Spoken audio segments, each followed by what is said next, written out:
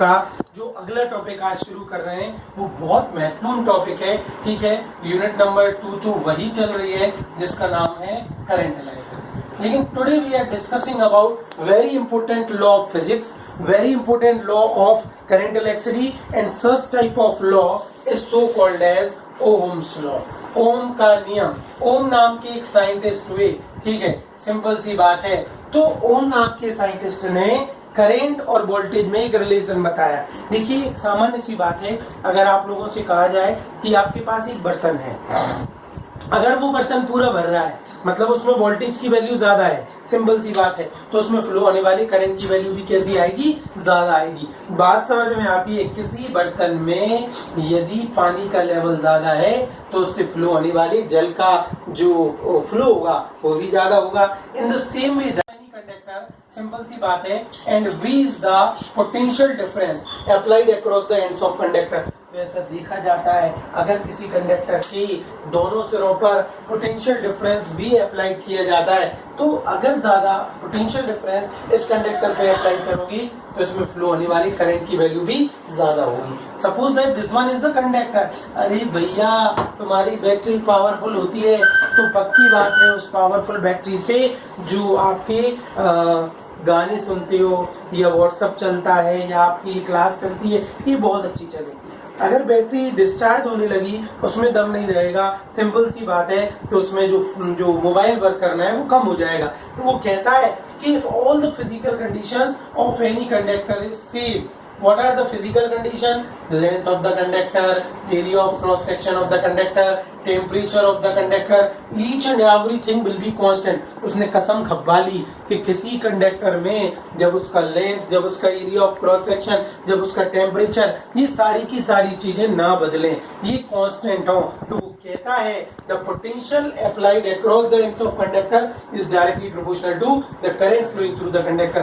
Proportional की sign को हटाते हैं, वो बिल्कुल क्लियर हो रहा है। पोटेंशियल मतलब चार्ज का लेवल ज्यादा होगा, पोटेंशियल अगर ज्यादा होगा बैटरी आपकी स्ट्रॉन्ग होगी तो करंट भी ज्यादा फ्लो होगा, वोल्टेज अगर कम होगा तो करंट भी कम फ्लो होगा। प्रोपोर्शनल की साइन को हटाते हैं तो बेटा एक कांस्टेंट आता है, कांस्टेंट को R से दर्शाते हैं। R is the constant of proportionality which is so called as resistance of the conductor. उसी को क्या कहते हैं, रेजिस्टेंस ऑफ द कंडक्टर कहते हैं। तो देखिए बच्चों बात समझ में आती है। If all the physical conditions of any conductor is constant such that its length, its area of cross section, its temperature, then potential difference applied across the ends of conductor is directly proportional to the current is directly proportional to the current flowing through that conductor। Proportional का sign हटाया, एक constant आया, constant को R से दर्शाते हैं।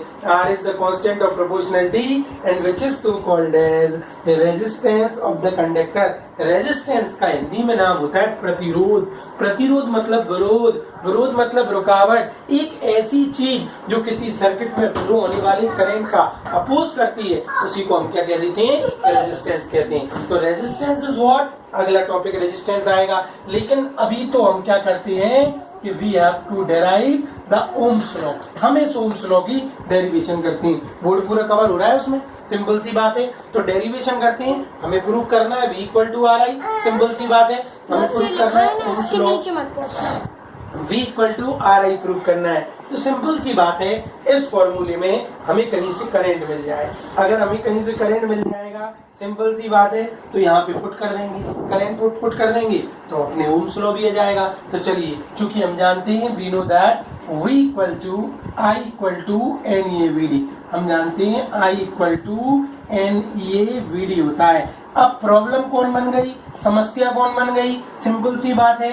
Drift velocity समस्या बन गई। देखो सबसे पहले एक काम करते हैं, I equal to Q upon I equal to NEAVD लगाते हैं। समस्या कौन बन गई, ड्रिफ्ट वेलोसिटी बन गई। What is the drift velocity? Drift velocity is the average velocity of electron. And average velocity कैसे निकलती है, initial plus final divided by 2। एक तरीका ये होता है, समझ रहे हैं, और एक और तरीका होता है ना। लेकिन इसी तरीके से कर रहे हैं अपन ने कहा था जी कि जब इलेक्ट्रॉन टकरा गए थे तो उनकी जो वेलोसिटी है टकराने के बाद कितनी हो गई थी बेटा, इनिशियल वेलोसिटी 0 हो गई थी। फिर बाहर से पोटेंशियल डिफरेंस भी अप्लाई किया था तब जाके वो इलेक्ट्रॉन मूव कर रहे थे, सिंपल सी बात है। तो यहाँ ड्रिफ्ट वेलोसिटी प्रॉब्लम बन गई, और ड्रिफ्ट वेलोसिटी के लिए यहाँ पर इनिशियल वेलोसिटी तो है 0, तो अब अपन को कौन निकालनी पड़ेगी, फाइनल वेलोसिटी निकालनी पड़ेगी, सिंपल सी बात है। जब हम कहीं से फाइनल वेलोसिटी ले आए, यहाँ पुट कर देंगे, ड्रिफ्ट वेलोसिटी आ जाएगी तो करंट आ जाएगा, और करंट को हम पोटेंशियल में कन्वर्ट कर सकते हैं, ये मैं बताऊंगा थोड़ी देर के बाद। तो हमारी मंजिल कौन है, वेलोसिटी है। v का फॉर्मूला होता है u प्लस at, कहीं से अगर एक्सेलरेशन है u फिर वही 0, फर्स्ट इक्वेशन ऑफ मोशन होती है v equal to u plus at, तो v equal to u is the 0 initial, is the acceleration. तो देखिए ना, देखिए ना, बात समझ, मम्मी जा रही है, जाओ बच्ची। तो देखिए यहाँ पर सिंपल सी बात है, बड़ी सरल सी बात है, E is the acceleration, E की वैल्यू क्या है, एक्सेलरेशन आ जाए तो हम यहाँ पे पुट कर देंगे, और ये अगर हम यहाँ पे पुट कर देंगे तो हमारे पास कौन आ जाएगी, वेलोसिटी आ जाएगी। अब एक्सेलरेशन कैसे आएगा, सरल सी बात है, जब आप इसके सिरों पर पोटेंशियल डिफरेंस अप्लाई करते हैं, जब आप इस कंडक्टर के सिरों पर पोटेंशियल डिफरेंस अप्लाई करते हैं, तो by Newton second law of motion, जब न्यूटन्स का सेकंड लॉ लगाते हैं, सिंपल सी बात है, तो F इज इक्वल टू होता है आपका m, ठीक है। और यहाँ पर पोटेंशियल डिफरेंस अप्लाइड किया था, तो E इक्वल टू क्या होता था, F अपॉन Q, तो F बराबर क्या हो जाएगा, E बराबर F अपॉन Q, और Q की जगह कौन है, इलेक्ट्रॉन है, तो the force acting on electron will be E into E, isn't it? This is equation number 3, this is equation number 4। ये कैसे आया, electric field is defined as force per unit charge, and in place of charge we have to take the electrons, simple सी बात है। दोबारा सुन लीजिए, आज हम ओम्स लॉ प्रूव कर रहे हैं। ओम्स लॉ क्या होता है, if all the physical conditions of any conductor is constant, then potential is directly proportional to the current flowing through the conductor। बहुत सिंपल है आपके लिए।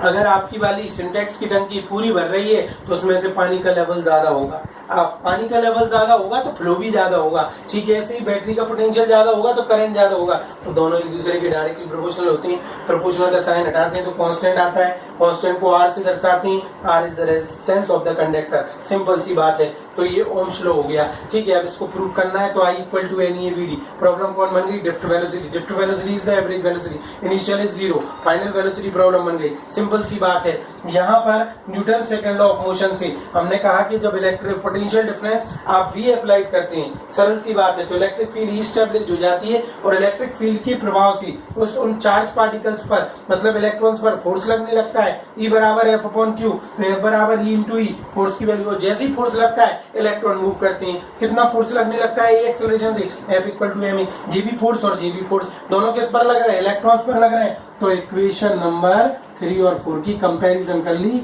ma इक्वल टू E, आ कौन गया, एक्सेलरेशन आ गया। तो बात समझ में आती है, ठीक है। देखिए इन दोनों को जब हमने क्या कर दिया, कंबाइन कर दिया, मतलब इन दोनों को हमने क्या किया, सिंपल सी बात है, जब हमने, सरल सी बात है, बड़ी इजी सी बात है, जब हमने इन दोनों को कंपेयर किया, ठीक है, जब हमने इन दोनों को कंपेयर किया तो एक्सेलरेशन की वैल्यू वहां पर कितनी आ जाएगी, देखिए सिंपल सी बात है, एक्सेलरेशन की वैल्यू आ जाएगी, एक्सेलरेशन की वैल्यू आ जाएगी, एक्सेलरेशन की वैल्यू आ जाएगी E upon m, this is the value of acceleration which is acting on electron, electron पर लगने वाला ये क्या हो गया, एक्सेलरेशन हो गया, सिंपल सी बात है। अब देखिए therefore first equation of motion लगा दें, v इक्वल टू क्या होता है, u plus at, initial velocity, ठीक है, इनिशियल वेलोसिटी विल बी 0, ठीक है। इनिशियल वेलोसिटी की वैल्यू कितनी हो गई, 0 हो गई, v equal to u is 0, ठीक है। What is the value of acceleration, E upon m। अब क्या होता है बेटा, यहाँ टाइम को टाइम नहीं कहते, एक मिनट,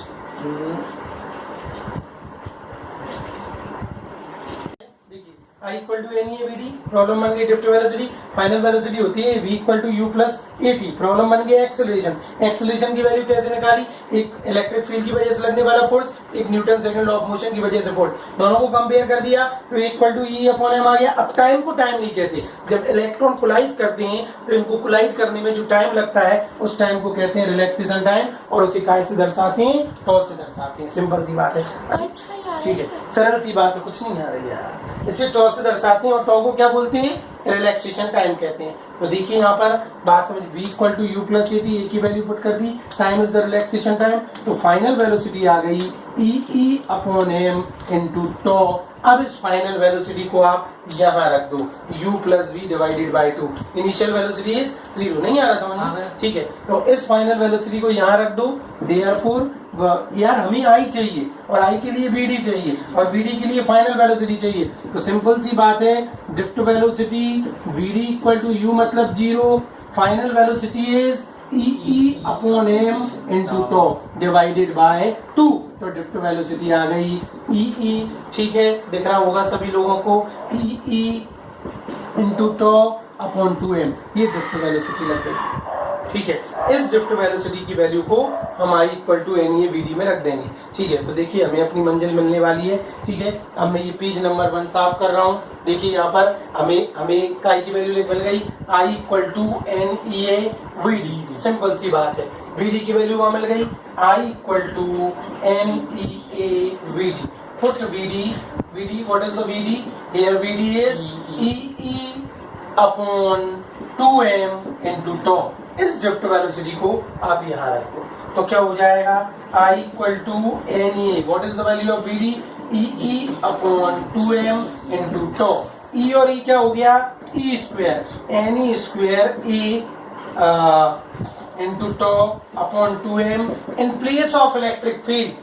आपको याद होगा चैप्टर नंबर 1 में जब पोटेंशियल टॉपिक पढ़ाया था तो मैंने E equal to minus D V upon D R, the relationship between electric field and potential difference, तो E equal to D V की जगह रख सकते हैं पोटेंशियल डिफरेंस V और लेंथ की जगह रख सकते हैं, तो कैपिटल E की जगह पुट कर सकते हैं I equal to n e square E into tau upon 2m, simple सी बात है, अपॉन 2m, और इधर आ गया E की जगह V अपॉन L। प्रूव करना है V equal to I R, तो आप एक काम करो, इस V को यहीं पटक लो, इस पूरे को ऊपर ले जाओ, इस पूरे को नीचे ले आओ, तो V equal to 2ml upon n e square A into tau into I. ये पूरी क्वांटिटी कैसी है बेटा, कांस्टेंट है, सिंपल सी बात है, ये पूरी क्वांटिटी कैसी है, कांस्टेंट है, ये पूरी क्वांटिटी कांस्टेंट है, इसकी जगह क्या लिख लेंगे हम, R लिख लेंगे, सिंपल सी बात है, इस पूरी क्वांटिटी की जगह R आ गया और I, this law is so called as Ohm's law. अगली बात समझ में, ये ओम्स लॉ फिनिश हुआ। दोबारा देख लीजिए, if all the physical quantities of any conductor is constant, किसी कंडक्टर की सारी भौतिक अवस्थाएं नियत हो, सारी की सारी फिजिकल क्वांटिटी कांस्टेंट हो, तो potential applied across the ends of conductor is directly proportional to the current. Proportional का साइन को हटाते हैं तो यहाँ कांस्टेंट आता है, सिंपल सी, जिसे R से दर्शाते हैं, R is the constant of proportionality which is so called as resistance of conductor and this law is so called as Ohm's law, ठीक है। इसको प्रूव करने के लिए, ठीक है, उसको प्रूव करने के लिए टॉपिक कंप्लीट हो गया, इसको प्रूव करने के लिए